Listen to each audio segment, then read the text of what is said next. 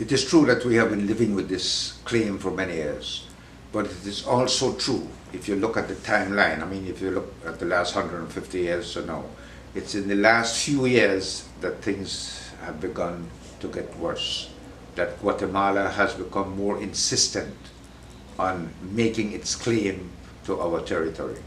For example, in the Sarstoon, it is only in the last 5 or 6 years that it is saying officially that the entire river belongs to it.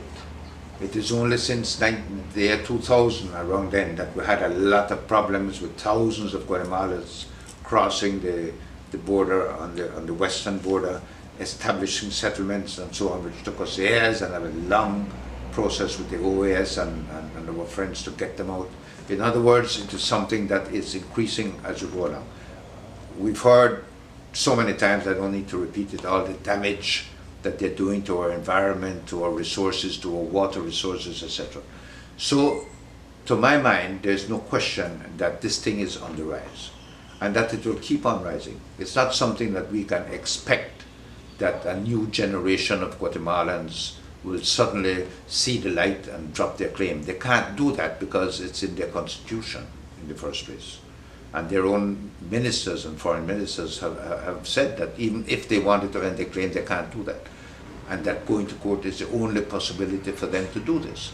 So now we have fought for many, many years. First the British from 1936, and us all these years until 2008 we were able to convince the Guatemalan government, because of a lot of pressure that we brought upon them internationally, especially from our neighbor Mexico, to agree to go to court strictly on legal grounds and nothing else. It's the first time. So we have them there.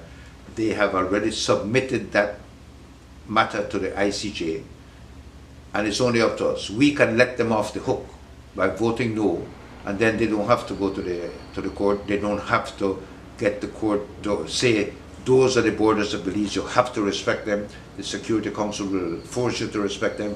If we vote no, that is what we do. We let them get away with it. And then we don't know when we can get them in that position again, because obviously, having done that, and if Belize says, no, we don't want to go to court, the first thing they'll say, interpret that to mean, well, Belize isn't sure of its case. Belize feels it has a weak case, that's why it doesn't go to court.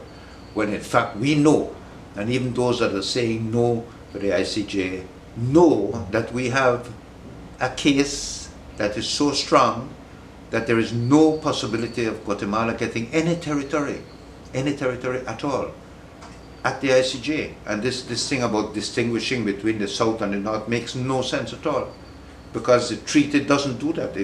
Once the court accepts the treaty, which it must do because it's the only treaty that applies to the issue, it can't chop up the treaty or change what the treaty says. The treaty says those are the borders, and it can't do anything about that.